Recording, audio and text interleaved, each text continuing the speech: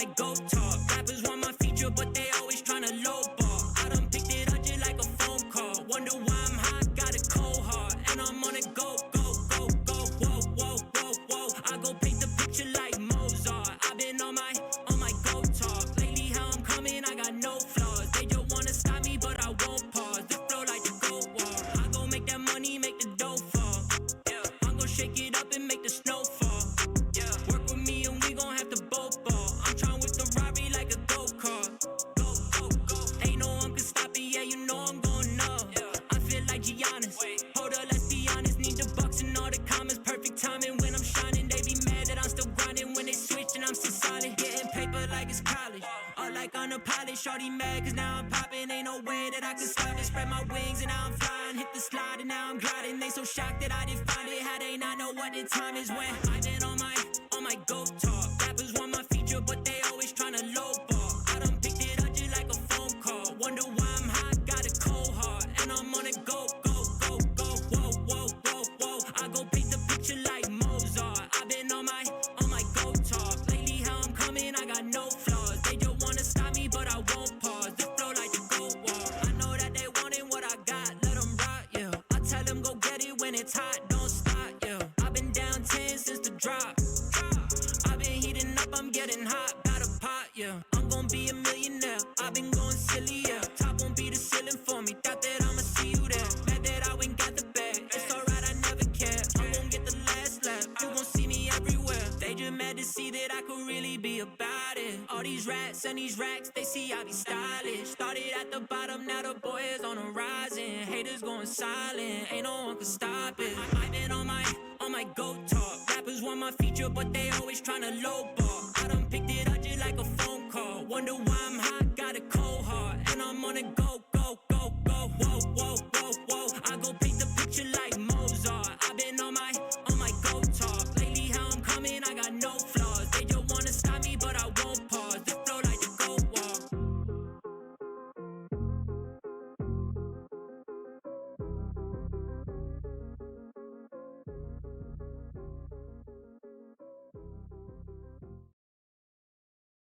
Wait, I just had my first pink. I ain't have a job in 2 years, it was way harder than you think. Never thought I'd be the one to make it happen, I thought I would just sink. Funny how things change, not a girl I really wanna link. Wait, everything 180, huh? Next stop a Mercedes, huh? Why my ego inflated? Cause old haters outdated. And to all the girls I dated, I'm really sorry I made it. And we can't even have a conversation anymore, my number's not the same.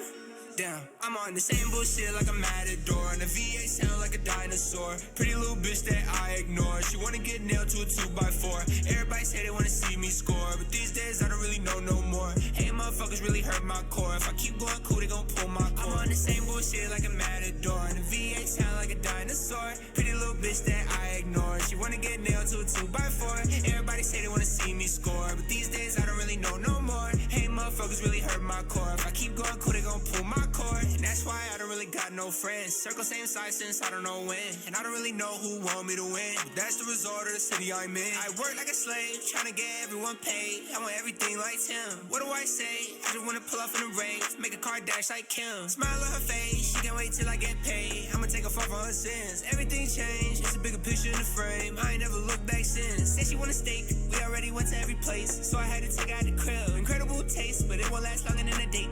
Because I'm on the same bullshit like a matador, and the V8 sound like a dinosaur. Pretty little bitch that I ignore. She wanna get nailed to a 2x4. Everybody say they wanna see me score, but these days I don't really know no more. Hey, motherfuckers really hurt my core. If I keep going cool, they gon' pull my cord. I'm on the same bullshit like a matador, and the V8 sound like a dinosaur. Pretty little bitch that I ignore. She wanna get nailed to a 2x4. Everybody say they wanna see me score, but these days I don't really know no more. Hey, motherfuckers really hurt my core. If I keep going cool, they gon' pull my cord.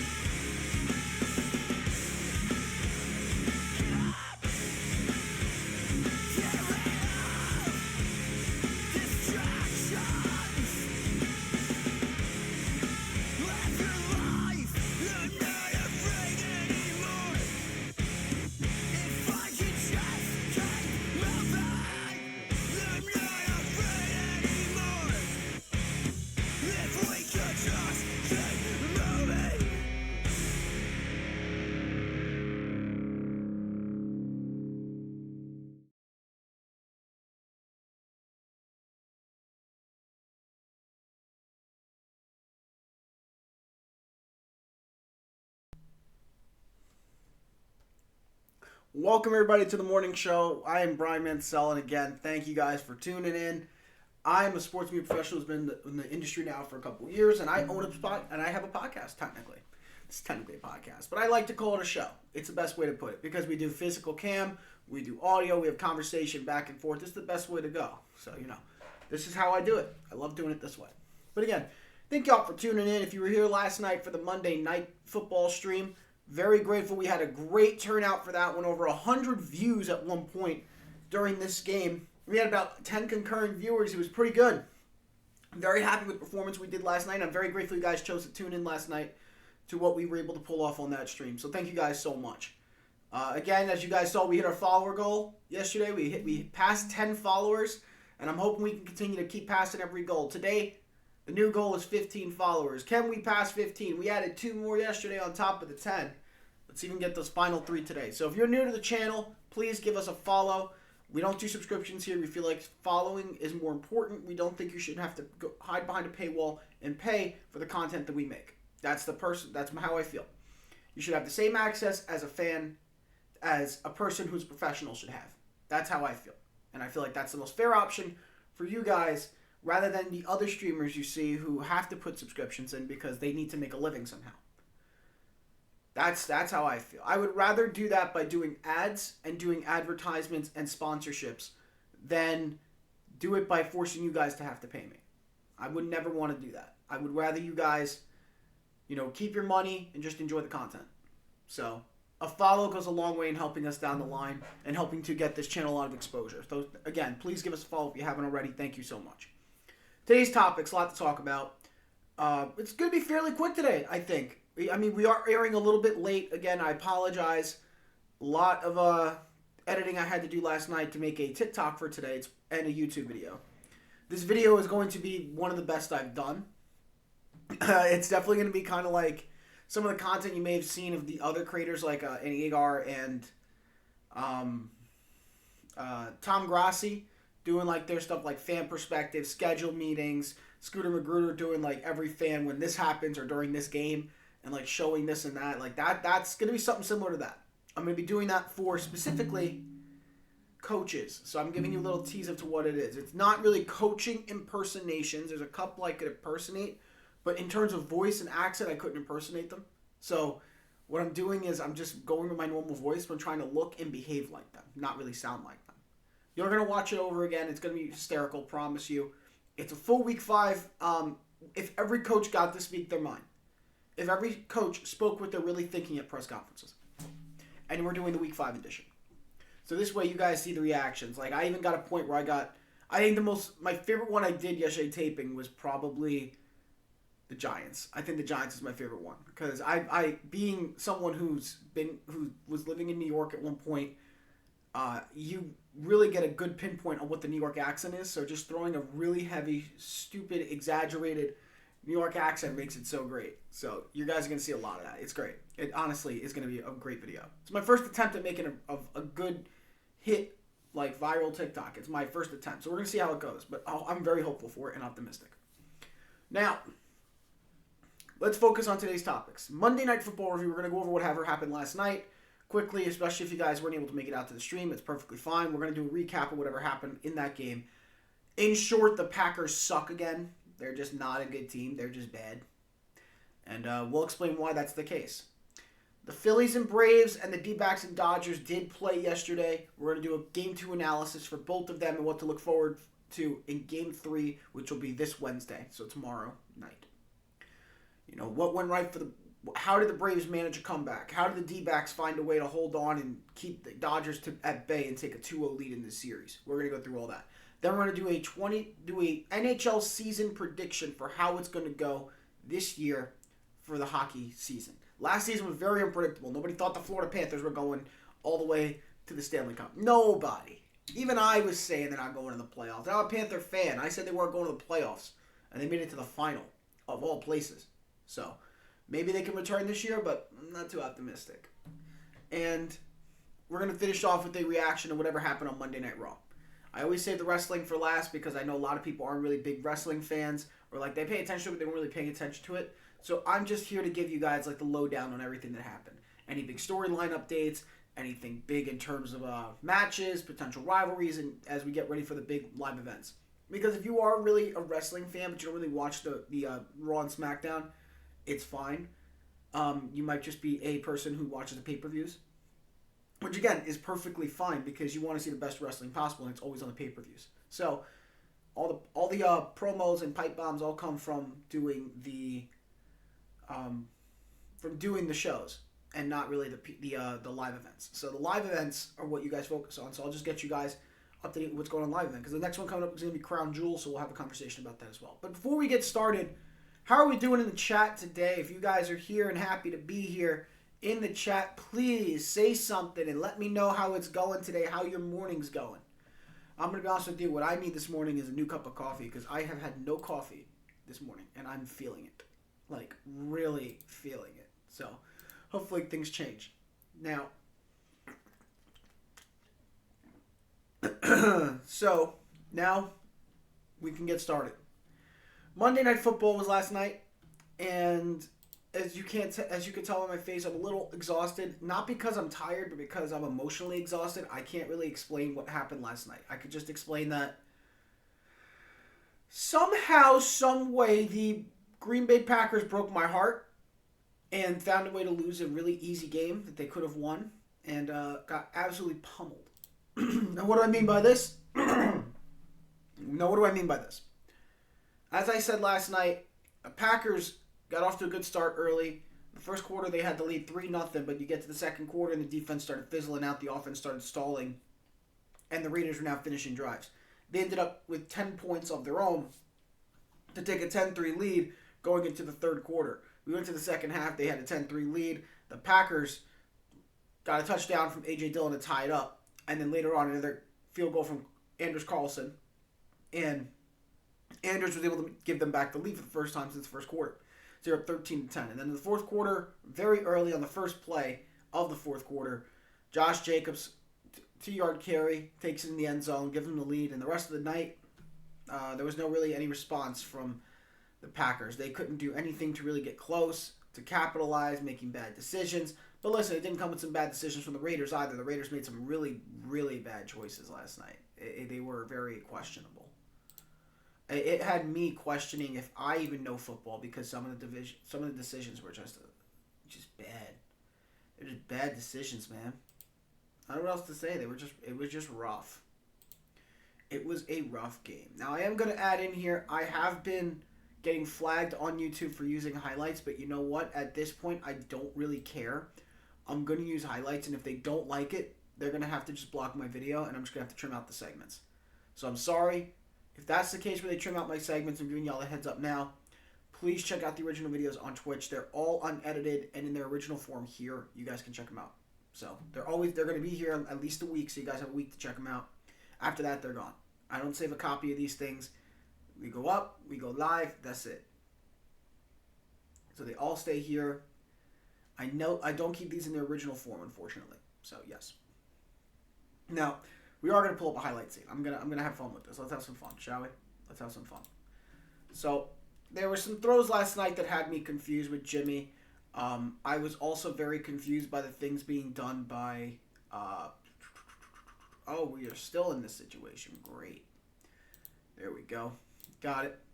So we're still dealing with issues here with the Packers. I mean, you're seeing some good throws like that. Like, this was the best play of the game that the Packers had here. And it was Christian Watson basically nearly going to the end zone and they got stopped because Marcus Peters committed a horse collar. This is the only reason the Packers got close in any shape or form to winning this game or taking a big lead. And then they were choking it away. A lot of mistakes made by Jordan Love. He couldn't capitalize and finish it off with a touchdown here, so they had to settle for a field goal.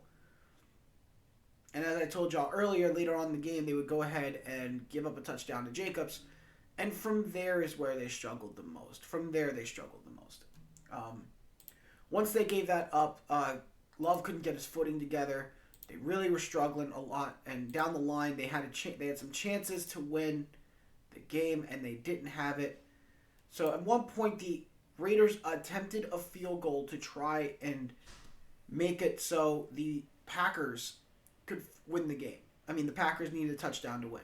Now, I'm not one to critique heavy. Sometimes I'm really not that kind of person, but I'm going to critique a decision here.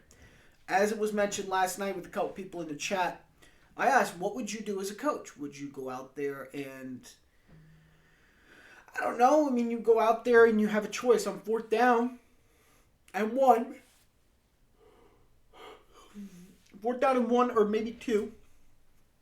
Would you go out there and would you try and win the game by, trying to take a risk and taking it on a QB sneak over the line? Which, again, would give you a 1st down. The Packers would have no timeouts, and you win the game. You run the clock off that way. Make it easy on yourself. Or do you attempt a field goal as the safe option and try to win it and try to really seal it that way? Even though they could still score a touchdown regardless and force overtime and beat you. Meanwhile, if you miss the kick, they can go down the field, score a touchdown, and win the game. And if you carry this ball and you get over the line, the game is over. But if you don't get it, sure. But you took the risk and trusted your guys. That's the question from my end. But overall, the decision that was made was we're going to kick the field goal, which again, safe move. It's fine. You went for safety. However, Carlson had made it was his second 50-yard plus kick he's attempted this year. And he missed the first one that he did earlier in this game yesterday. He missed the first one. And now he misses the second one and shanks it to the right, off the post. So now the Packers take over on downs. They now have the football, and it's going to get interesting. Because now the Packers are in full swing, full control here, and on their final drive, they have a chance to really do something about it, right? Jordan Love looking to really manage this game. All you had to do was just manage the game. Originally, they said this guy was short. Line judge there was wrong, or they were saying, I guess, down judge was wrong. It ended up being a 1st down for the Packers.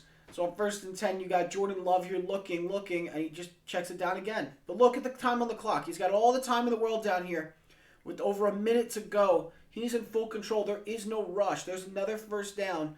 They're, again, full control. They've got control of their destiny. They have one timeout. Everything's in their hands. They don't have to worry. 49 seconds. 49 seconds. And what did he do? He went for a home run ball, intercepted in the end zone, game over. So now it begs the question, shall we? It begs the question. Is this going to be a Matt LaFleur issue? Or is this a Jordan Love issue? That's the question we're left asking ourselves. Is it him or is it not? To me, this is all Jordan Love. I think this is really an issue with him. This isn't a coordinator problem. I think this is a Jordan Love problem. You don't have to worry about a home run ball. Because regardless, even if you don't convert on a 3rd down, let's say, and you end up on 4th down, guess what? It's still an extra down. You're not punting. You're not kicking a field goal. You're 100% going for it. And they're on their toes because they don't know what to expect on your 4th down call. You have an advantage entirely. You still had your time out, and you were in full control of the game. And you threw it away on one throw. One throw to the end zone, and you threw it away. And I can't blame anybody but Love. I mean, what else are you going to do? That was his 3rd interception of the game. His turnovers alone were the reason why the Raiders stayed in and won. He doesn't throw any of those interceptions, and they win the game, guaranteed. But instead, he threw a few turnovers, and that's not good. You can't have that as a coach. You can't have that from your quarterback. Look, I get he's young. I get that this is his first season as a starter, so he's basically a rookie. But he's been in the league for 4 years. He saw Aaron Rodgers do this for 3 years. He should have some kind of knowledge. He witnessed 2 MVP seasons from Aaron Rodgers. So I don't get it. I don't think there's an excuse here. He needs to be better. He needs to be better. It's the truth. He needs to be better. And I think it's just proving that Green Bay's weaker than we thought. Their run game is non-existent, even though last night was probably the best production we've seen all season from them. And same thing can be said for the Raiders. Both teams are in the same boat. Offense is non-existent at this point. In the air, I mean, Love's not terrible, but he throws over the ball too much. And you look at the Raiders, they're not big on airing the ball out, but they did pretty good yesterday against Green Bay. They did pretty good.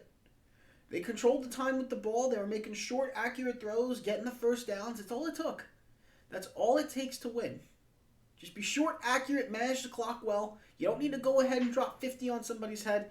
Just take your time, enjoy it. If you got somebody open, you got somebody open. Go ahead, strike it. But also know your quarterback's ability. Like, that's all it takes to win these games, offensively. It's all it takes. But the defenses, of course, they change every week. They make it harder. But overall, it's a problem with Jordan Love that I have. He just needs to really mature as a passer. I'm having an issue with him as a starter right now. I don't remember the last time that Green Bay had an issue with a starter in forever. I'm going to say it was probably before Favre. They haven't had issues with starters since before Favre was arrived on the scene. Before he arrived, they really had some questions at the quarterback spot. And now, this is the first time they're experiencing that since then, which is, you're dating back to the 90s here. That's kind of wild. You're getting back to the 90s. That's the last time they really had a QB issue was in the early 90s. Now they don't have that. I mean, they didn't have that for how long? You're talking 20 years plus, maybe? I mean, this is interesting. Now you're starting to see them reap the effects of what happens when you don't have a star QB and not drafting the best one in the draft. You're paying the price for it. Again, maybe I'm getting a little hard on him early. It's, again, only his first season as a starter. But again, you sat behind Rodgers, a guaranteed Hall of Famer, for 3 years, and this is the best you could do. It's a little scary. A little bit scary. So, for me, I'm just, I'm out on him. I'm out on Love at the moment. I think the jury is too. We're just waiting to see if he can rebound and, finish strong to the season, at least make him more competitive. That's all. That's all you could ask for with these Packers and for Love. Just be competitive. Be competitive. Don't make it look like your team sucks. At least try to get a winning record. Do something. That's all you could ask for. 9-8 record, they will be happy with that just because they don't have Rodgers, and that would be perfectly fine for them. But I rest my case. I think Monday Night Football was a good game. I enjoyed the way that Garoppolo played. McDaniels tried to give the game to the Packers, but the Packers instead said, no, you have the win. We don't want it, and that's what happened. Plain and simple. Packers end up losing this one. They're now 2-3, and the Raiders are now up to 2-3. They only had one win on the season until last night.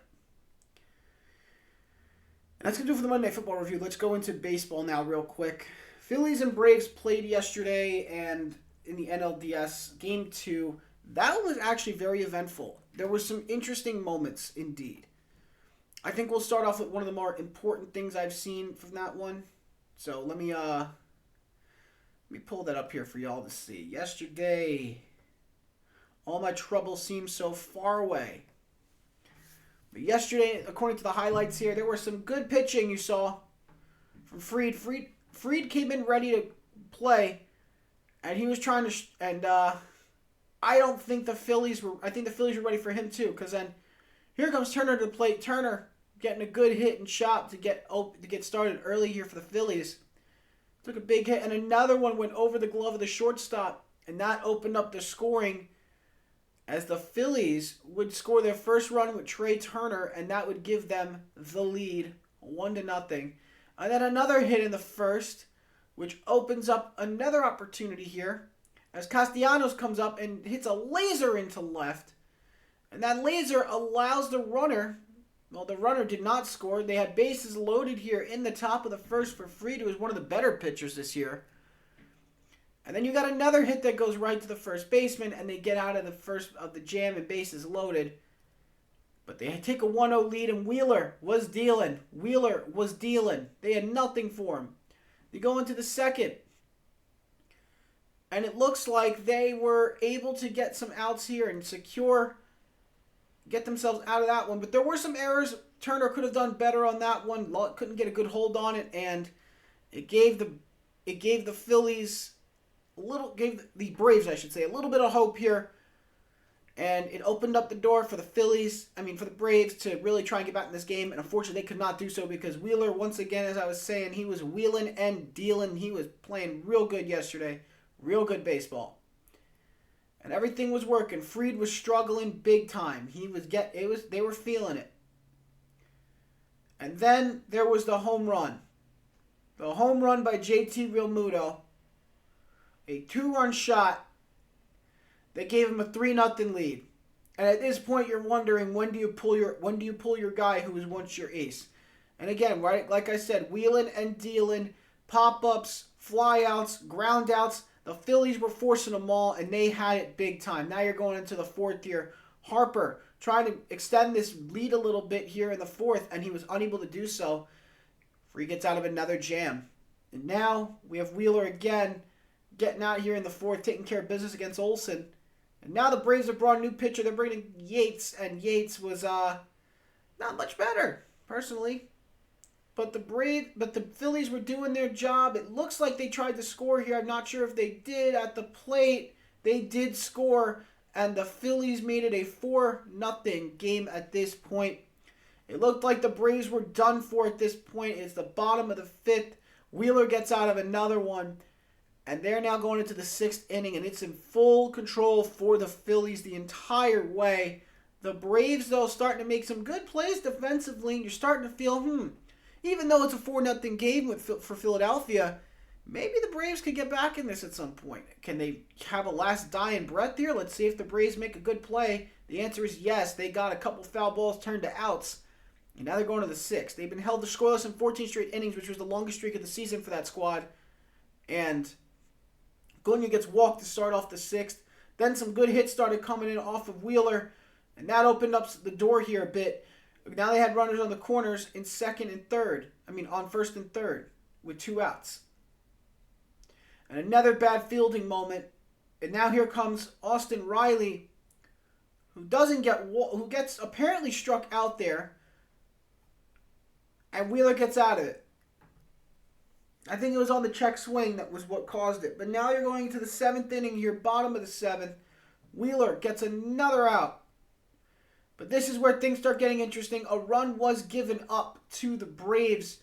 And then in comes this beautiful, beautiful swing.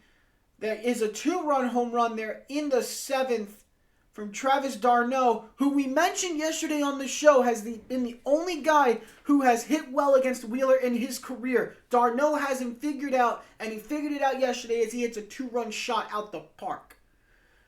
Over the wall. And he puts him within 1.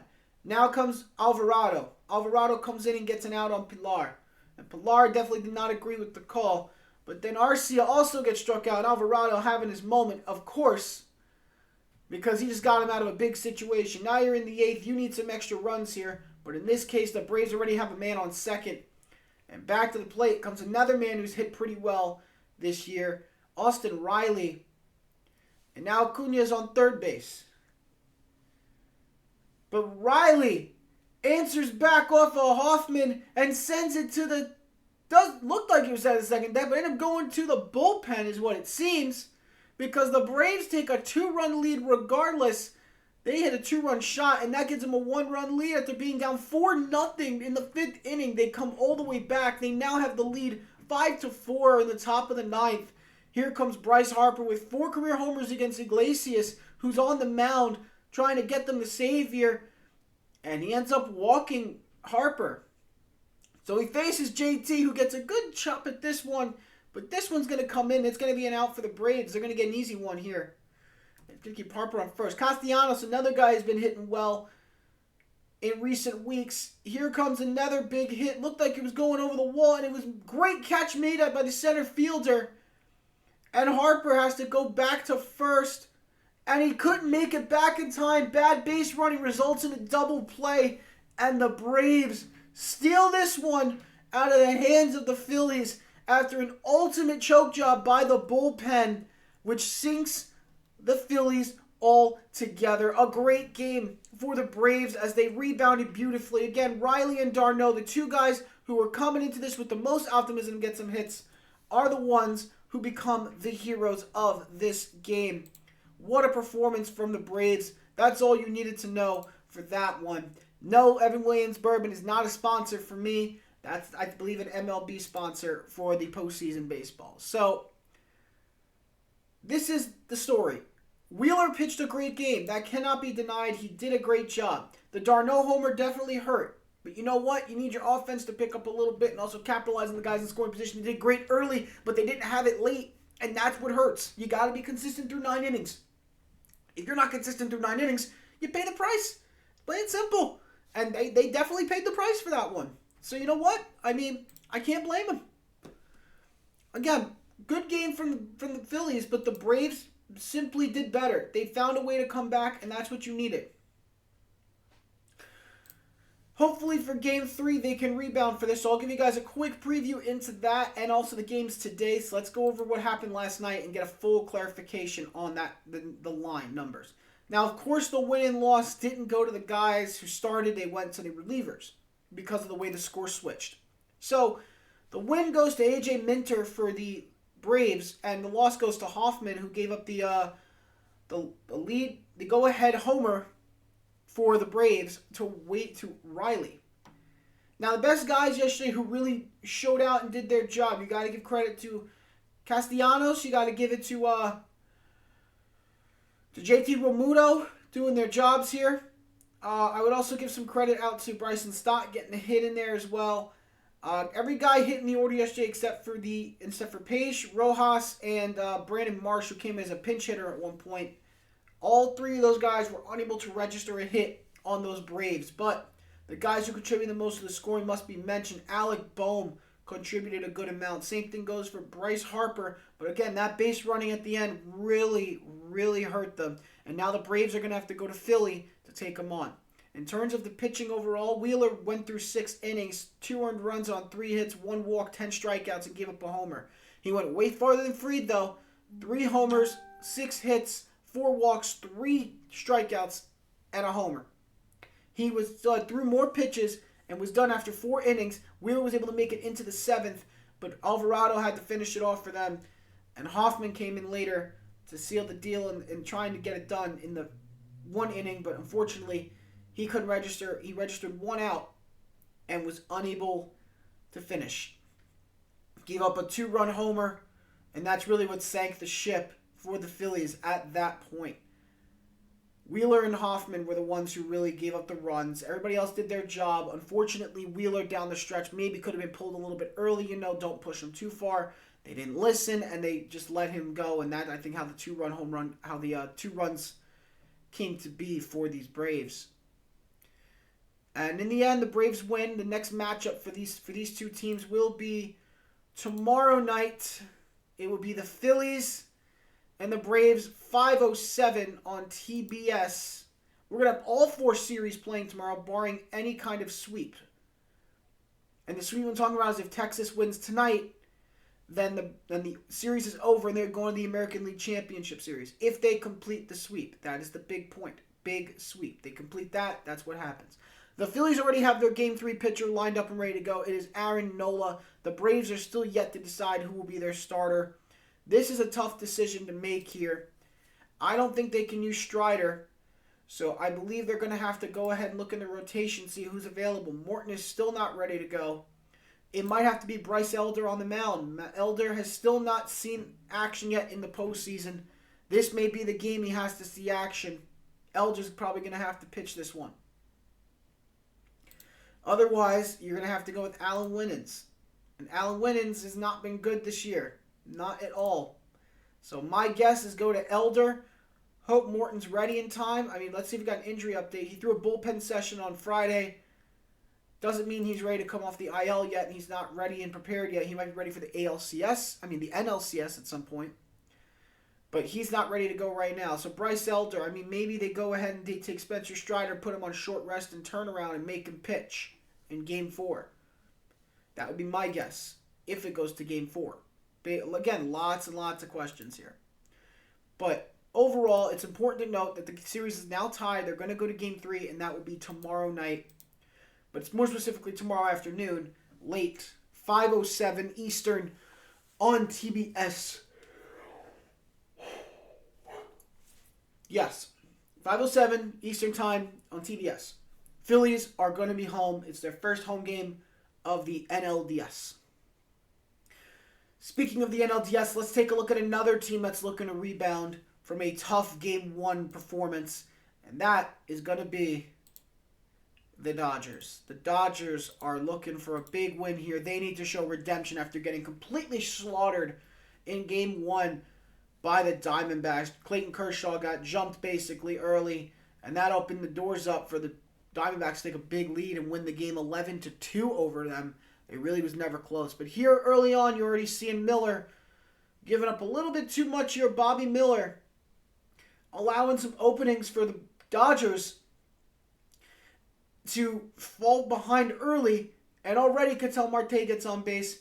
Him and Carroll register looks to be their first hits and first on base moments of the year against Bobby Miller. And on a good hit there, they load the bases in the top of the first. There are no outs. Pham also records a hit. Now you got Evan Longoria at Christian Walker. My apologies. They look very similar the way the camera was angled. But a catch is made on Christian Walker, but that's going to score a run regardless. Corbin Carroll goes home. It's 1-0 Diamondbacks early. And then you get a stolen base from Tommy Pham. And then Gabriel Moreno doing what he does best. He goes and gets a big-time hit, sack. Even though it's a ground out, it does allow for Ketel Marte to come home and score. So now it's 2 outs, 2-0 game here. Top of the first, 2 outs. And a good base hit comes in to score Pham, thanks to courtesy of Gurriel Jr., Lourdes Gurriel. And it's now 3-0 Arizona, taking it early and right at the Dodgers. Fans are just besides themselves at this point. I'm pretty sure Thomas gets out here. Yes, he does. He takes the strikeout, and that ends the inning. But Miller gave up 3 runs early and created problems here for the Dodgers. As they go on the rest of the game here, you get some glimpses at what Gallen was able to do. Mookie Betts was definitely seen last night and heard from, but the D-backs were prepared for them and the damage they bring. Freddie Freeman as well up to the plate. He hits a sharp grounder, and they were prepared for it again. The D-backs doing what they do best, and apparently he was safe here. His toe hit the bag before the foot hit the bag of the pitcher. So in this case, he's safe and on base. Muncy gets walked. Already a bad sign. JD Martinez, a home run machine. They get the out, though, and Gallen gets out of the first. You go through here. We're going back to the second. They're already hitting more. Longoria gets on base. The veteran from Tampa Bay, most known for in his career, and from San Francisco, gets on base. And that brings up Perdomo, who's been having a pretty good postseason up to this point. He gets out here on the grounder. Carroll back to the plate. He gets walked. Ketel Marte to the plate. Marte pops it up, and that one's going to register an out here. Great catch again by Will Smith, and that means Bobby Miller is out early. He is pulled after not even completing 2 innings. Dodgers go right to the bullpen, and it pays off. They get the outs. They're out of the situation. They go into the bottom of the second. Hayward strikes out, and Gallen is having himself a decent game so far up to this point. He gets out of the inning once again. Here's the top of the fourth. Sending it across. That was a good little hit by Thomas, but it doesn't go anywhere. Bullpen doing its job right now for the Dodgers. Nothing to worry about at this point. And that one definitely was a ball, but it was called a strike. Whatever it is, that's how it goes. Can't argue that. The ump made the call. It's in the past. But they do get a man on base, and Roberts has to come out again to have a conversation with their bullpen guy. They pull him. Corbin Carroll now at the plate again for the Diamondbacks facing Brazier. And Brazier throws a pitch there, and they go for the steal attempt, and do they get him out? Yes, they do. Perdomo was caught stealing, and that ends the inning for them. But now JD Martinez up against Zach Gallen, sending it deep, back, and Carroll was unable to make the catch. JD Martinez gets his first homer of this postseason, and it comes in a big moment, but the Dodgers already start trying to get back in this one. They got a man on first. They send this one down the middle for a single. Got a man on first and second here. Now comes Mookie Betts trying to get them back in this game, will them back in. Perdomo fielding it, gets the guy out at second, but they now got runners at the corners with 2 outs. For Freddie Freeman now at the plate. Pitch dealt by Gallen. He doesn't see it coming, and they get the out. End of the fifth there. Get out of the jam, prevent making this a closer game. Now a new pitcher on the mound again for the pitcher back on the mound for the Dodgers is Brazier, and Gurriel goes yard, and he extends the lead to 4-1 on these Dodgers. Diamondbacks again in full control to this point. It is something to absolutely behold to see what they're doing. And Gallen does end up getting pulled from his start. What a good performance he's had up to this point. He gave them exactly what they needed. Limit the Dodgers scoring, limit their bats, and just focus on getting them out and keeping the ball close to your fielders. That's it. So Sal Frank comes in to relieve him. And they try to get it up the gap, but Ketel Marte gets a good stop, but it's too late. It does score Will Smith. It's Max Muncy, I should say, scoring Muncy. It's going to be 4-2 at this point. Bases loaded. He gets a big out on Outman.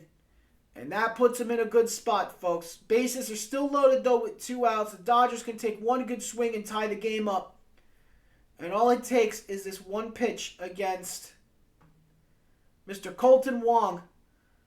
And it doesn't matter. Thompson, who comes in relief there to help out the relief pitcher, gets him out of the jam with the bases loaded, and they're going to the 7th. Now, Marte's back at the plate, and nothing comes of that one. Wait, not Marte. Tommy Pham was at the plate on that one. My apologies again. Freddie Freeman now at the plate here in the bottom 7. They need something big, and he does not get the swing, but he took a hard shot off the knee. But he didn't have to come out of the game. He decided he's going to tough it out and see how he does. He ended up getting a little nice tapper here, but it does result in a double play. He probably should have maybe considered just coming out of the game and rest up because you need 100%. He was probably sore, couldn't make the run as strong. But again, the next batter faced Will Smith. He gets the strikeout. Ryan Thompson is doing a good job up to this point. Now the D-backs in an interesting situation with the bases loaded once again. Top of the 9th. They get the strikeout big time. What a strikeout that was for the Dodgers. They get exactly what they needed. Didn't let any more runs go. They go to the bottom of the 9th. This is what it comes down to right here. Sewald in relief here is the closer, trying to close it out. The first swing from Hernandez is caught by Gurriel. That's 1 out for the D-backs. 2 more away from stealing the second game from the Dodgers. Outman strikes out. Sewald in full control. 1 out remaining. And here comes Mookie Betts ready to go. But he's on deck, I should say. And then comes a big swing from Colton Wong. But it means nothing. Doesn't have to fall far back. And the D-backs take a big game from the Dodgers to take a 2-0 lead on Los Angeles. And now they're going back to Arizona. They are 1 game away from pulling off a massive upset that we haven't seen again since the Marlins in '97. This is a big game, folks. Arizona in full control of their destiny, as you can see on the stat line. Zach Gallen had the win. 5 innings pitched, 5 hits, 2 earned runs, 4 strikeouts, 2 walks. Didn't have his best stuff yesterday, but he had a hell of a great game. That is important to note. Gurriel really the hero in this one for Arizona. 2 for 4, including a 2-run homer. A solo homer. He totally had an amazing game. He was also responsible for scoring another one of those runs earlier in the game in that first inning. He played a phenomenal game. The D-backs should be very proud of themselves. Now they're going back to Arizona for Game 3. And the question is, who's going on the mound? My guess would probably be Fad. I would say either Pad or Fad, however you pronounce his last name. Brandon is going to have to pitch. Likely. There's no way you're shorting Merrill Kelly, who just pitched the last game. And there's no way you're going to tell Zach Gallen to go back-to-back. It's not, I don't even think that's legal. But regardless, I'm pretty sure Pat is the one that's going to go out there and pitch for them in Game 3. For the Dodgers, we're going to find that out right now. But again, this goes back to show you guys that with this team, anything could happen in baseball. And that goes for me too. I really did believe that the Diamondbacks were just over. This series wasn't going to mean anything. Arizona was going to fall off. I just wanted them to give a good fight and just be happy with that. Unfortunately, that was not the case. They definitely gave a fight, all right, and they're making them pay. But tomorrow night, 9:07 Eastern, Arizona will take on the Dodgers. We have our confirmed pitching matchup. Lance Lynn is taking the mound for the Dodgers. Oh my goodness, that could go really bad really quick. For those who don't know, Lance Lynn used to be one of the best pitchers in baseball. Now at 36 years old, he is 100% one of the worst ones. 5.73 ERA, 191 strikeouts, a 1.39 whip. He has not been great this year, folks. I can't say that enough. And against this D-backs team, he's faced him a decent amount of times. He has done his best. The person he has done the worst against is Ketel Marte. 13 at-bats faced against Marte. He's allowed a 3.08 average to him with 3 strikeouts, a walk, 2 RBIs, 2 doubles, and a total of 4 hits. Other guys who've hit well against him are, or at least decent, where Lourdes Gurriel has hit a couple times against him. Same thing goes for Jace Peterson. Everybody else hasn't really hit well. Longoria's one of them. He hasn't hit well against him. Moreno hasn't registered a hit against him yet. Neither has Christian Walker. He's actually struck out 4 times against Lynn. But Tommy Pham has recorded 1 hit in his career against Lance Lynn in 5 at-bats. So there's a lot of questions here to ask about the Dodgers and why starting Lance Lynn was their best decision, when so far this season alone with the Dodgers, his pitching has actually been somewhat better. It's been better, but it's still not the best of his career. His ERA is well higher than what it was with the White Sox. With the White Sox, his ERA was a 6.47. With the Dodgers, it is a 4.36.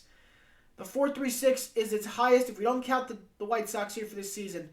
His ERA with the Dodgers is his highest recorded ERA since 2018 when he was pitching for the Twins, before his trade ultimately to the New York Yankees. That is the situation with Lance Lynn. And that must be prepared for and talked about. So Lance Lynn is on the mound. Now what does that mean for guys like Fad, who are probably going to have to play, is going to have to pitch against him? Fad is going to be facing a high-powered lineup in desperation mode, trying to stay alive. The 24-year-old righty is looking to make a name for himself and be the one to pull off a miraculous sweep on the LA Dodgers to face either the Phillies or the Braves in the NLCS. This is going to be one for the books, folks. This could be one of those games that makes or breaks a man's career. And here are some updated numbers on him. His career average against all of these batters is a 3.81. He's only faced them this year. So this is all based on each batter he faced this year and how hard he struggled. Mookie Betts obviously had his number for the most part in this one. Same goes for Freddie Freeman. Those are the 2 guys who do the most damage to him. But it's also worth mentioning Colton Wong has registered a hit in 2 appearances. Will Smith has registered a hit in 3.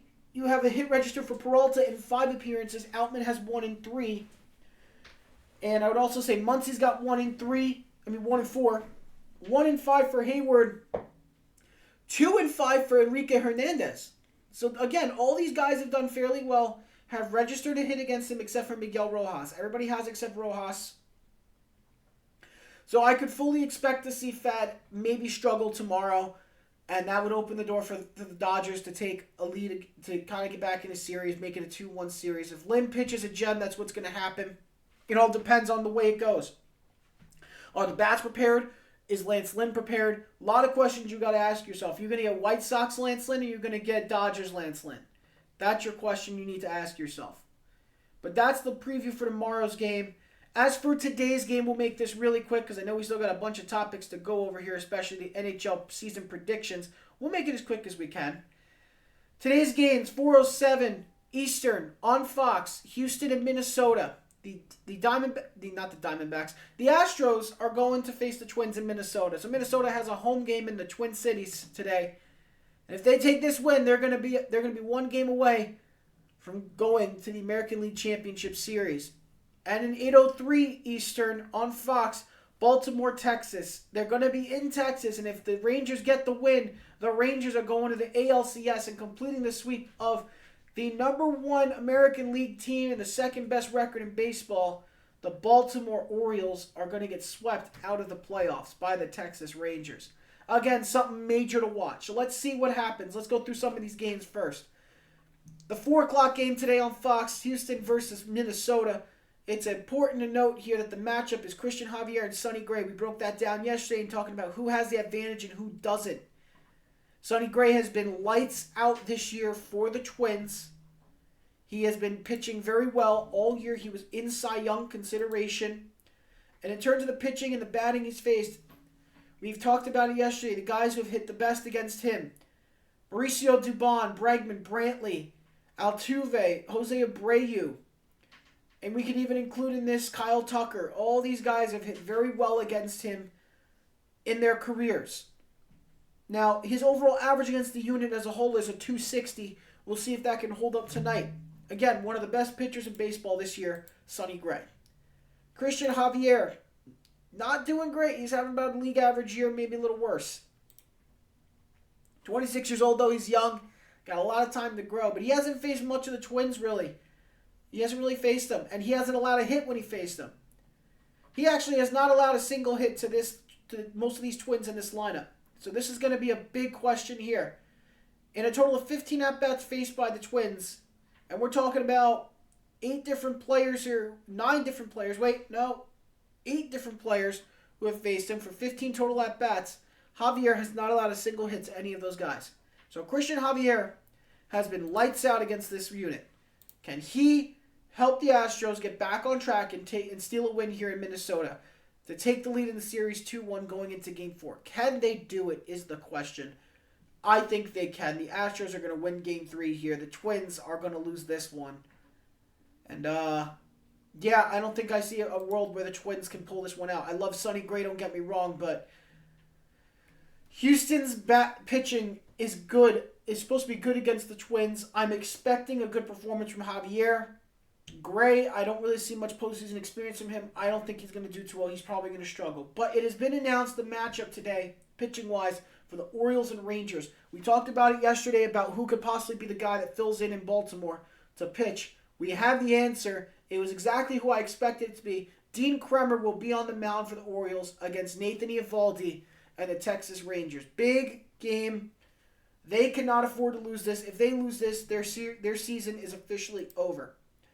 Now, why we said this was a big deal is because Kremer overall has had a better year overall as a pitcher than the other guy who they had an option with, which was supposed to be, I believe I said it was Kyle Gibson.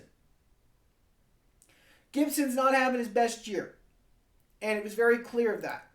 Now, in terms of facing batting versus pitching, neither guy really has the advantage over the other. However, I think Dean Kremer's a more complete pitcher who has more opportunities to really make teams hurt. And he's really hasn't struggled against too many guys. I mean, the guys he's really struggled against were Garver, Grossman. Not really Grossman, but he struggled against Garver. He struggled against Jonah Heim this year. He has struggled against Corey Seager. And he struggled against Marcus Semien. Those are the main guys he struggled against. But again, these guys' averages aren't too great. Semien is .333. Seager is at a .500. Jung is at a .333. Nathaniel Lowe has faced him 10 times, but he registered 2 hits on him, so that's .200 average. Robbie Grossman faced him twice and recorded a .500. And Jonah Heim has faced him 5 times and has gotten 2 hits off him. And in terms of Garver's faced him 4 times and gotten a double and a home run out of it. So he knows how to work him. He's never struck out against Kremer. So this is going to come down to what can Dean pull off to keep the Orioles alive. He needs to have one of the best games of his career in order to win this, and it needs to be a shutout. We already talked about Nathan Eovaldi in comparison against this unit. Overall, he's faced Austin Hayes a handful of times here. A lot of times. He's got a .320 average. Austin Hayes has his number. He's faced Aaron Hicks plenty of times, and Aaron Hicks can't do anything against him, so that's out of the question. Mountcastle's faced him a lot. He hits really well against him. Same can be said for Cedric Mullins, and Anthony Santander has faced him a good amount of times. He hasn't done well. 21 at-bats, he's got a .190 average there. Never registered a home run, but he's got 2 doubles on him and 2 walks, but 3 strikeouts as well. So Santander struggles against the Eovaldi, but everybody else usually has a decent time. So Mullins should be okay. Mountcastle should be okay today. Same should go for Gunnar Henderson, who is still yet to have not recorded a hit against him. Austin Hayes. Adam Frazier's hit well against him. These guys are all big names that they've done well. So the question now becomes, at this point, how well can they ring up Eovaldi and make his life hard? This is a guy who, before the injury, was talked about to be the Cy Young winner ahead of Garrett Cole. And injury derailed him, sadly, but he has still been a phenomenal pitcher for the Rangers. He needs to have a good game here in order to keep them going and keep them on the roll they're on. He's already pitched once this postseason, and that was against Tampa Bay.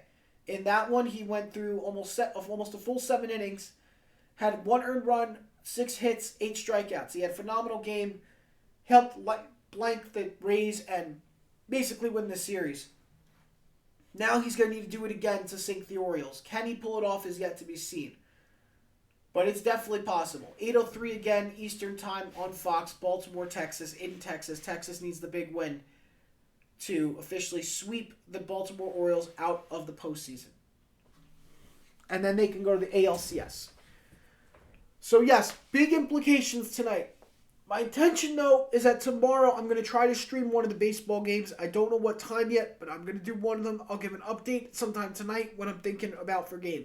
What game I'm going to do and how we're going to do it. So that's where we're at right now for baseball. That's the full update. Previews for tonight's games. Things to look for ahead for tomorrow's games. And, a review of what happened in yesterday's games. So that makes the most sense.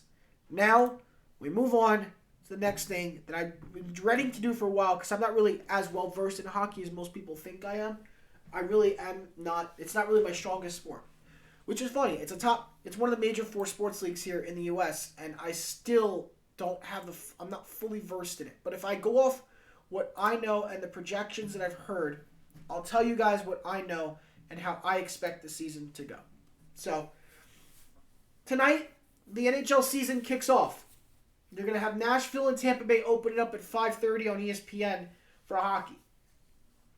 8 o'clock, Chicago and Pittsburgh, the debut of Connor Bedard, the rookie sensation. And at 10:30 p.m. Eastern Time, Seattle Kraken take on the Vegas Golden Knights.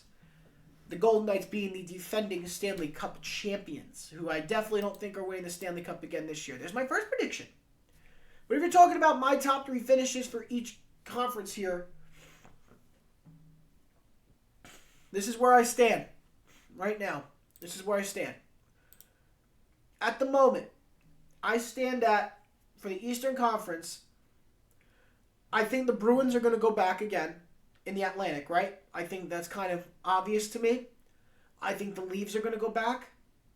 And I think more than likely, we're going to see Florida make a return.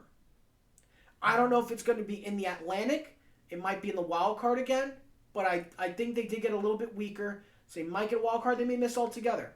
They're one of those fringe teams. Even though they made it last year so far, they're a fringe team. I don't think they're a team that can still qualify for the postseason. I'm very iffy on them. I'm not 100% sold. So, Florida is yet to be seen if they can really get into the playoffs again, the Stanley Cup playoffs. I think I'm going to give the edge to Buffalo. I think the Sabres really did a lot to improve this year. They'll probably get into the postseason for the first time in, I couldn't even tell you how long. It's probably the first time they go into the playoffs since, oh, God knows. They got a good unit here together. I expect them to do a lot of damage here and surprise a lot of people to sneak in. Maybe as a wild card. But the third spot in the Atlantic, I will likely give it to Tampa Bay. Even though they don't have Vasilevsky for the first month or two, they should be able to survive without him. We'll see how it goes. Vasilevsky's injuries are starting to stack up now and become a little bit of a nuisance for Tampa Bay. I shouldn't say nuisance, more of a problem. So we're going to see how Tampa Bay handles it, if they can rebound. I'm sure the Lightning can figure it out. But again, they're getting older. They're not getting younger here. So they're almost out of their prime altogether. If they want to win another championship, they're going to have to do it this year. So I think they could squeak in as a third. Metropolitan, let's take a look there real quick. I think Carolina is still the team to beat out there. They're going to be definitely in that top 3 in the Met. Devils are still in that territory as well. I think another team that could sneak in there and try to make some noise, I'm giving it to the Penguins, possibly sneaking in as a number 3 option. And then in the wild card, I could totally see it being the Panthers and Rangers, or being the Rangers and the Sabres. It could be one of those two. I'm not sold on the Islanders. I'm not sold on the Caps. I'm not sold on the Senators. Even though the Senators are a good squad this year, I'm not sold on them. I still think Buffalo's got a little bit of an edge, but they'll be in there with the Rangers at the wild card spot if the Panthers don't go in over the Sabres. But that's where I stand right now with the Eastern Conference. In the Central Division, in the Western Conference, Colorado Avalanche will likely be in the postseason again. I don't see a reason why not. I think the Minnesota Wild are going to have a big fall off. I mentioned that earlier last week, that the Wild are one of those teams I'm watching to possibly be a team that goes on the collapse. So I'm watching them very carefully. Winnipeg would take their spot. I think Winnipeg's definitely going to win the division, is going to go into the, have one of these spots here in the top 3. Dallas probably falls to the 3rd spot, and if there's anybody who could take a wild card in this group, it's likely going to be the Blues on a rebound year. I don't know specifically if that'll be the outcome, but I'm expecting it. if worse comes to worse, I'm not going to turn around and just tell you guys straight that the Blackhawks are back. I still think they got a lot of work to do. I'm not sold on them. But they'll be good. They're going to be sneaky. They're going to be a sleeper team to do some damage on some opponents. So, don't sleep on those Blackhawks. But I definitely think the Blues are probably going to be the team that sneaks up and just gets in there this year with the wild card. The Pacific, Vegas, 100% going back in the top 3. Oilers 100% going back. I think the Kraken are going back. The Kings are going to fall off. And the door is open for one team to sneak in there. How about this for a team, the Anaheim Ducks? I have them going in as a wild card. The Kraken get in the top 3. The Ducks go in as a wild card. So you're going to have the Ducks and the Blues in. You're going to have the Jets, the Stars, and the Avalanche in the top 3 as well for the West. In the East, you're going to have the Bruins, Maple Leafs, and likely the Lightning again. Same order. But in the Met, you're going to have the Hurricanes, Devils, and Penguins. In the outside, looking in for the wild card is the Rangers and either the Panthers or Sabres. Everybody else, have a great season. Hope you surprise the world. I don't believe you're going. That's where I stand. It's going to be interesting. And then you have also the awards. You know, there are also the awards for NHL. I mean, it's hard to really pick out an MVP. I don't know if I can really pick out an MVP personally. I mean, it's hard to pick some out these days. You know what I mean? It feels way, way too early. But I will, I'll give you some options. So there's also so we have the Vezina this year. In terms of the best goalie, last year Ullmark was the one who won it for the Bruins. If we're talking about who's going to be the best goalie, you got to ask yourselves and look through these teams and say to yourself, who's going to play beyond expectations? Who's going to be the best guy in the league this year? Who's going to be, trying to go reclaim their trophy? Who's going to try to go and, make some noise and do some damage? If I were to give you guys a name, I don't know if you guys would agree with it. I mean, something's telling me to keep an eye on Jack Campbell in Edmonton. I feel like there's something there to keep an eye on. I mean, I might be crazy. I just think Edmonton has a really good goalie, and they're in perfect shape to become one of the best this year. So I'm watching them very carefully. That's a group I really want to watch. Now, in terms of also I'm going to look at save percentages from last year and see how they could translate over for this year. I mean, the second best guy last year was Gustafsson, only 25 years old. He's going to keep getting better, but I really think the Wild are going to regress this year and struggle. Sorokin had a decent year last year. He's still with the Islanders.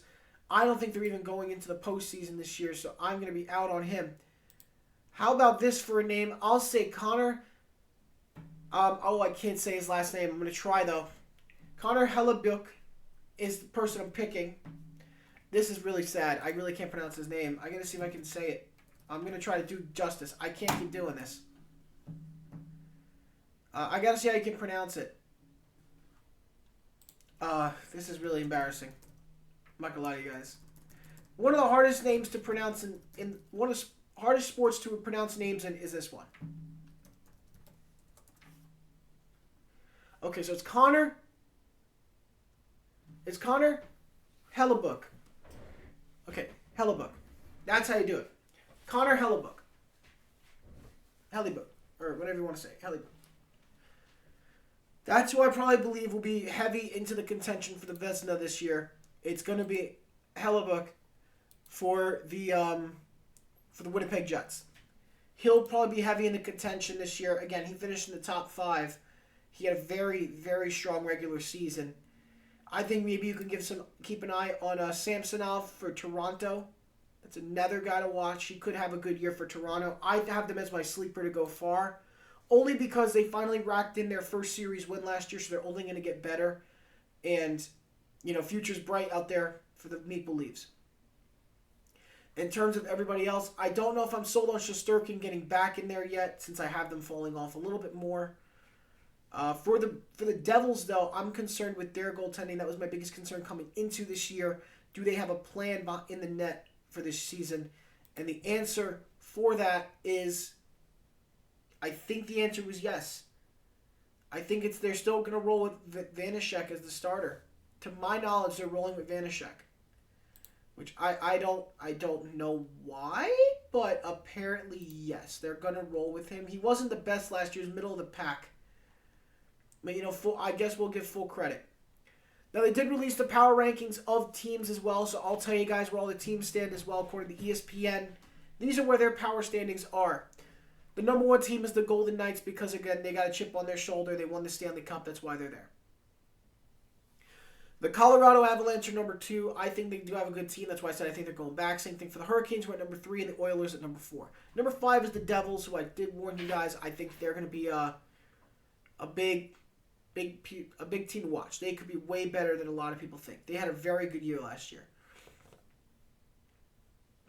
Now, the Maple Leafs are listed number 6. It's why I told you guys I think they have a good goalie, and Samsonov is the guy to watch. He's, again, 26 years old. He's doing a lot of great work. He'll be somebody to watch.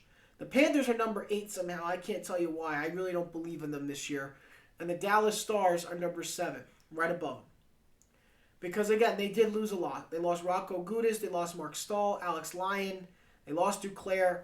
They lost Hornquist. And they brought in Ekman Larson, Kulikov, Mikkola, and Mike Riley. That's what they have right now. They were a feel-good story, but there's a long list of things that they're going to need to go right so that they can touch the success they had. And they are not going to have Ekblad and Montour to start out the year. So we don't know how long that's going to go for without Rocco Gudis, who they did lose in the offseason. They're really going to struggle on the back end in the defensive factor.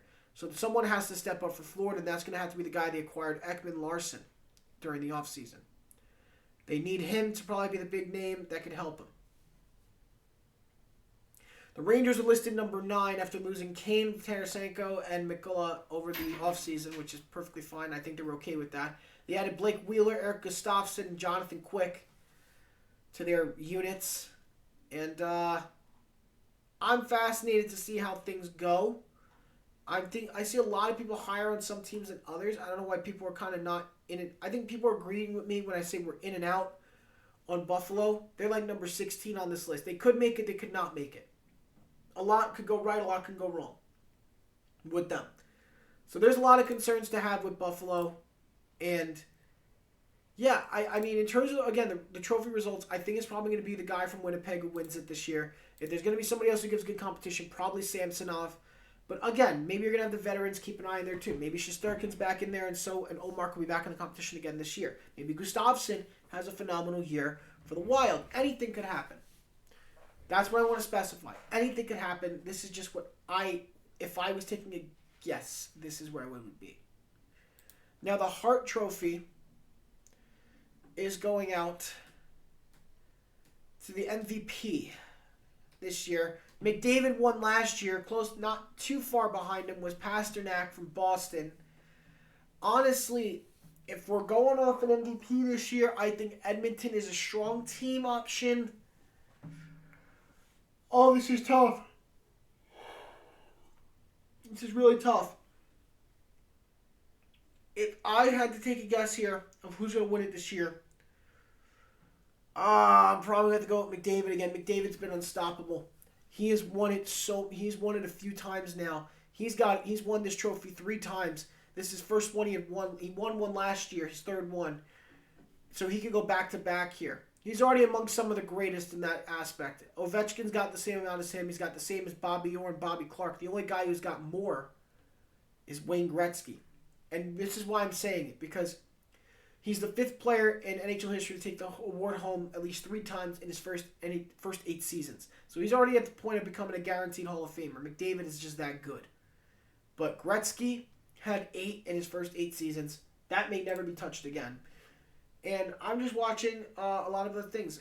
Is there anybody else who could really pose a challenge? I'm sure Pasternak can post a challenge for. I'm sure Pasternak can post a challenge. I'm thinking maybe Jack Hughes rise up the board a little bit. Same goes for Jason Robertson. Kachuk could go absolutely bananas and carry Florida in heavy, and that'll put him in the number 1 spot. Again, a lot is at stake here. And also Nathan McKinnon. Colorado's projected to be probably the second best team in the West this year. If they have a really good start and overperform, maybe he gets the award. Lot could happen. So I'm not out on them possibly winning these awards. Let's take a look at another award here to keep an eye on. I'm sure we want to talk about the Selke. Now, for those who don't know, the Selke goes out typically to the forward that shows the best, basically the best defensive forward, essentially. And the winner last year was Bergeron from Boston. Other guys that are in consideration included Nico Hischier from the Devils, Marner from Toronto, and Jordan Staal from Carolina. Those were the top guys. If I'm going to tell you one guy I think is going to win, probably the favorite this year, it's going to be the guy from the Devils, Nico Hischier. He's been waiting to get an award here, and he has been playing absolutely great hockey over the last year or so. This would be a great chance for him to capitalize and steal it and take it home. I totally believe he could do it. So, keep an eye out for that kid. He's more than likely the favorite this year to take home the Selke. The Award of Excellence went out to Connor Bedard last year. This is typically given out to the usually presented to a candidate who best exemplifies commitment to excellence through strength of character, competitiveness, and athleticism. And he won the award last year. He ended up being the number 1 overall pick this year to the Chicago Blackhawks. I don't know how that's going to be predicted. I couldn't even tell you. The Calder, though. The Calder Trophy. This goes to the player selected as the most proficient in his first year of competition. This is basically a Rookie of the Year award. Matty Beniers is the one who won last year. I'm pretty sure this year we know who our favorites are to win the awards. I think we're all sold on Connor Bedard winning it. But again, things can just go wrong. I mean, again, we're thinking about award candidates, not really, so just favorites for this year. I mean, if you go back and you think on it a little bit, some guys you could think about here to do some good damage. I'm trying to think through some of the predictions I've been thinking for the awards here. For the MVP award, a lot of people are in on McDavid. I'm in there myself. Some people have Austin Matthews, some have McKinnon. I think it's between McKinnon and McDavid this year. Hughes could definitely give a couple fights, but I just don't think so. Now, you also have the Art Ross Trophy, which goes to the person who leads the league in points. It's 100% going to be McDavid. There's only one person probably in all of the hockey world who doesn't believe it among the media people, and it's probably a Tampa Bay person, more than likely. Rocket Richard Trophy, which is the goals leader. This one's been highly debated. The majority of reporters believe it's going to be Matthews. You got a few who think it's going to be McDavid, and then a couple believe it's going to be Thompson or Pasternak. One for Robertson, one for Draisaitl, one for Rantanen. My guess this year for goal is probably going to be on the same side with Austin Matthews. Thompson could probably give a good little argument there. The Thompson's in question here is Tage Thompson. The Norris Trophy we talked about, best defenseman. The top person getting the most votes is Cal McCarr. Dahlin was getting some good votes here. Heiskanen and Carlson and Fox and Hughes. Quinn Hughes, that is. If I'm guessing, I'm probably going to say Heiskanen. Heiskanen's been an interesting name to watch with Dallas. Dallas was a good team last year. He could easily go in and take it this year. Third overall pick back in 2017 in the draft. Heiskanen's really playing up to his potential. So maybe he does get it this year. A lot of people are in on Sorokin winning the goalie award this year. That one, again, is the Vezina for the best goaltender. Sorokin has the most votes as well as Ottinger and Shesterkin. I am on Hellebuck. I think he's probably going to win it, but Gustafsson is also an option. And I could see Sorokin getting something as well. It's definitely possible. But I'm also on Samsonov. I'm on the Samsonov train too. So I'm shocked nobody voted for Samsonov. I'm a little surprised by that. The Rookie of the Year, a lot of us are on board with Connor Bedard, but there are a couple other guys you can watch for, including Adam Fantilli and Logan Cooley. All three of those guys are probably going to be heavy in the conversation this year for the Rookie of the Year trophy, and that again is the Calder. So lots to watch, lots to consider. I mean, that's my feeling on things. If I had to give you a preliminary matchup, just to throw it out there, way too early, Stanley Cup matchup for the final, I would probably say this year it's going to be somewhere between, I'm thinking Carolina goes back this year. I'm thinking Carolina goes. I'd say give me Carolina. up against likely not the Vegas going back. I'm going to say give me Carolina, Edmonton. Hurricanes and Oilers. I know it's a random matchup, but to me I'm going off guys that have really been sitting on the sidelines for a while hoping to get something big happen. It takes a big momentous trend of wins and stride to really get to the Cup. The Panthers experienced that last year, so did the Vegas Golden Knights. This year, I think the teams to experience that will be Carolina, who won't finish in first in the Met, who probably the Devils, and people are going to think Jersey's going to win it. It ends up not being the case. So I'm going with Carolina coming out of the East. And out of the West, I'm going with the Oilers. They've been waiting way too long. McDavid and Draisaitl need to go back to the Cup. They need to go to the Cup and try and get Edmonton a big win. They need a Cup.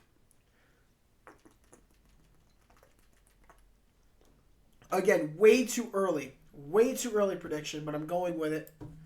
That's where we're at for the NHL. And finally, so we can get out of here on time and early today, actually. We're going to be out of here early. Monday Night Raw reaction. We're going to do a quick run-through on that with the Monday Night Raw. A lot happened last night on the show. Again, every time you have your first event after a pay-per-view, it always gets interesting. There are some things I can and can't show. I'm probably going to get blocked on YouTube for whatever I show for hockey. For WWE, so I'll just tell you guys what happened. We'll run through. Tonight is NXT. We may or may not discuss it depending on what happens, because I know a lot of people don't really care about the development brand as much as they should. It's just the way it is. Crown Jewel, again, is the big storyline. They're coming up in 3 weeks now. They're going to be going to do a Crown Jewel event for WWE overseas. So here we go. First thing, Rollins had his moment talking to Drew McIntyre, where Drew McIntyre said that he wants the World Heavyweight Championship title match against Drew McIntyre, who is currently going through a heel turn, which is a big deal. And they're going to have to face off at Crown Jewel. That's the match that Rollins wanted. He's giving it to Drew. They're going to have that in that location. Rollins may drop it to Drew there. But we did almost have a Money in the Bank contract cash in last night, which was Damian Priest striking on Rollins, and he ended up not cashing in. But it was a reminder that I could do it at any moment. Now, there was also a Viking rules match between Kofi Kingston and the Viking Raiders, and it was an interesting match. I definitely think it was one of the more creative matches. And the win came on for Ivar. I believe Ivar had a great match. He wrestled like a machine out there. But then we had a fight backstage as well. Looks like they're putting up another feud. It's not going to be Nakamura anymore against Rollins. That one's over. It's now Nakamura and Ricochet going at it. Very interesting turn of events. I didn't expect that. But they had Nia Jax in action last night, taking on Raquel Rodriguez, who had a title shot originally on Rhea Ripley, and it didn't go well. But Nia Jax trying to show that she's a tough person, but Rhea ended up interfering. Raquel ended up winning by disqualification. And Shayna Baszler also last night had a moment herself, facing off against Ripley, it looks like. I think she faced off against Ripley last night, and she had Ripley last night, and she kind of put it out there like, I'm going to take, who do you think you are? It's not over. You still got to deal with me. So they might have a fatal four-way for the championship, and you're talking about a really good fighter coming from MMA here in the UFC, in Baszler, taking on likely Rhea Ripley, but this could turn into a fatal four-way very quickly. Shayna, Rhea, Nia, and Raquel all fighting for the belt. And if they do that at Crown Jewel, that would be very interesting. I would be on board with that. You're talking about four of some of the strongest and most powerful women in WWE facing off. Outside of the other ones who we haven't seen in a while, like Bianca Belair and still yet to be seen, Jade Cargill. Now, we did see the arrival of main event Jey Uso and Cody Rhodes for the first time as tag team undisputed champions. But out came Kevin Owens and Sami Zayn last night to kind of regain the belts. So they decided to have a face-off with them and have a match later in the night. Now, there also was a match for to be the number 1 contender for the IC title. And the winner for that one ended up being... Who was it? I'm going to kind of get a thing here. Let's see. I think it was Bronson Reed who ended up winning. But we do have our official confirmation. Crown Jewel is going to be Seth Rollins versus Drew McIntyre for the World Heavyweight Championship. What else? Better bring everything she... Well, last night they also had Becky Lynch doing a promo for NXT title. What? And somebody interrupted. The interruption came from Shia Lee. It's the first time she had been seen on Raw in a while, and she ended up, I think ever since they did the roster rebrand in the draft, first time we ever seen her, she did a lot of work on to be ready for this moment. She's probably going to take on Becky Lynch for that belt. But Drew McIntyre ended up having a face-off against JD McDonough and Dom Mysterio for some reason on Raw. I don't get it. I guess to make McIntyre look good would be my guess. And the answer is yes. It was a good match overall still, but Drew, I think they just did it to up Drew's strength for Rollins and what he's facing. But Gargano and Ciampa are officially back together as DIY. Their tag team is back here. And it's going to be very interesting to see what comes of it. They're having they're going to already have their first feud with Imperium. And that'll be something to watch. I think that'll be really good, personally. They did have their matchup officially yesterday, Becky versus Tegan, after it was promised that Becky would face her as the next opponent. Becky did end up getting the victory there. And next week, on the season premiere of WWE Raw, they always do one every year. This is their season premiere this coming week. They're going to have an Undisputed Tag Team Championship. It's either going to be Kevin Owens and Sami Zayn or Cody Rhodes and Jey Uso. It ended up being Cody Rhodes and Jey Uso getting the win over KO and Sami later in the night. So they're facing the Judgment Day next Monday for the championship on the season premiere of Raw. And on the season premieres, anything could happen. It always ends up that way. Now there's also going to be Rhea Ripley versus Shayna Baszler. Falls Count Anywhere match between Ricochet and Nakamura, which is going to be a certified banger. And for the IC Championship, Gunther versus Bronson Reed, which will be very, I think that'll be entertaining as well. May not be the best match, but it's definitely going to be entertaining. Now tonight, it is a big reason for watching NXT, and the reason is John Cena makes his return tonight, makes a return to NXT here. He's going to make an appearance in the corner of one of Carmelo Hayes as he takes on Braun Breaker. And in Breaker's corner, he's going to have Paul Heyman, which is a big deal. Cena and Heyman in each of those corners. Feels like it's kind of like aiding the feud here. It's very interesting. They're also going to have Asuka taking on Roxanne Perez on NXT as well. This is honestly insane. It's actually insane to see all the all the interesting names appearing there for this brand. They're really putting up a good fight here to prove that they're more than just the development brand. They're technically the third brand, which I'm okay with. I like that energy for NXT and from Shawn Michaels. I like it. And there's supposed to be a major announcement coming from Cody Rhodes as well on NXT. We're going to see that as well. A lot to take in, a lot to process. It's basically taking some of your best talent in WWE and letting them talk to some of the up-and-comers before they get promoted to the next brand. They already promoted one. Dragon Lee's already been moved up. So that's a big deal. Happy for him. He's very good. But yes, that's what it looks like. And that was WWE last night. So a lot of seeds were planted. A lot of things were figured out. Things are now in the works for things to get moved in motion for Crown Jewel. We already have one match confirmed, which is Rollins and McIntyre. Let's see what else comes of it. Maybe a tag team match, probably an IC match. Maybe we haven't seen a U.S. title match yet for Rey Mysterio though, which I'm very fascinated by. I want to see if they do something with that and make Rey wrestle for that championship. And I wonder who they give it to. A lot of questions there. He hasn't been able to use that belt yet, if I'm correct. So, well, again, lot to see, lot to do. We'll see when the time comes. I also believe Triple H is going to be on SmackDown this week. So being on SmackDown, there could be a possible title switch, title removal, something getting replaced, an additional title. There could be a lot going on. When there's an announcement, it's impossible to know. But that's going to do it for us here on the Brian Mansell Show. Again, thank you guys so much for tuning in. I very much appreciate it. Look at that. We got it done by 12 o'clock. About an hour and a half. So again, thank you guys so much for tuning in. It's always great to have you here.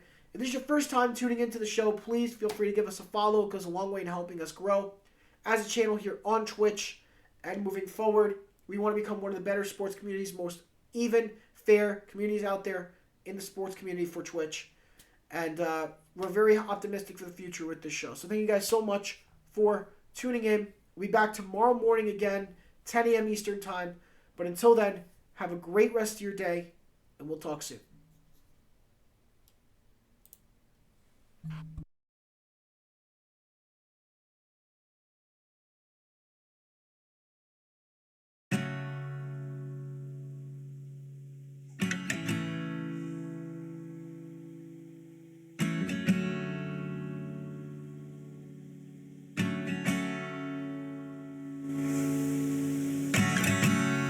Why'd I always do this to myself?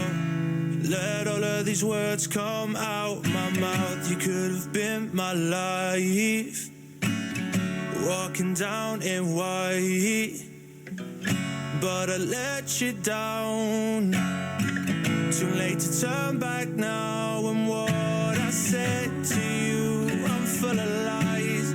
So don't wake up, you can't bear goodbyes, no, no. I'm scared of going under when you piece it all together.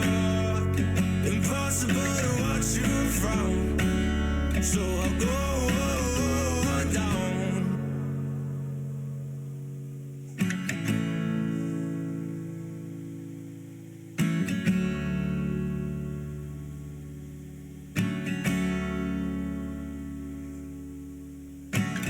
Yeah, I'm done deceiving with my life, 'cause I can't forget those tears you cried to me.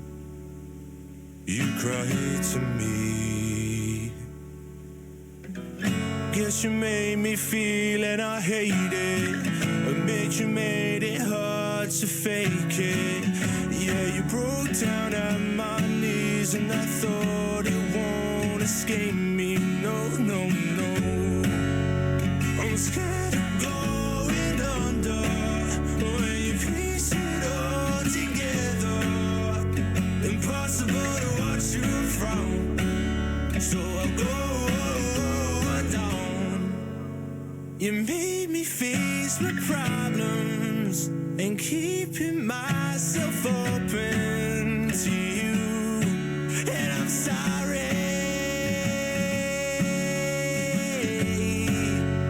I'm scared of going under when you piece it all together. Impossible to watch you frown, so I'll go